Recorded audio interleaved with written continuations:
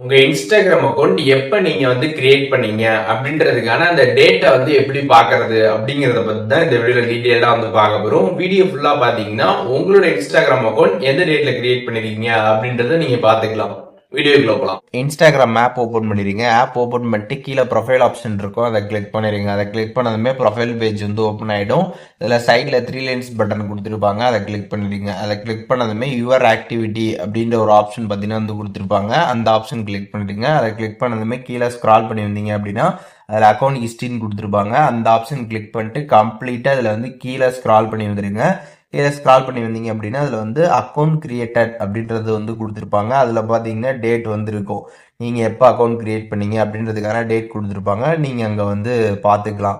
So இப்போது இந்த video மூலியமாக நம்மளோட இன்ஸ்டாகிராம் அக்கௌண்ட்டு எப்போ நம்ம கிரியேட் பண்ணோம் அப்படின்றதுக்கான அந்த டேட்டை எப்படி பார்க்குறது அப்படிங்கிற டீட்டெயில்ஸ் இந்த வீடியோ மூலியமாக தெரிஞ்சுருப்பீங்க. இதில் டவுட் இருந்துச்சுன்னா கண்டிப்பாக கமெண்ட்ஸில் மென்ஷன் பண்ணுங்கள், நான் எல்லாருக்குமே ரிப்ளை பண்ணுறேன்.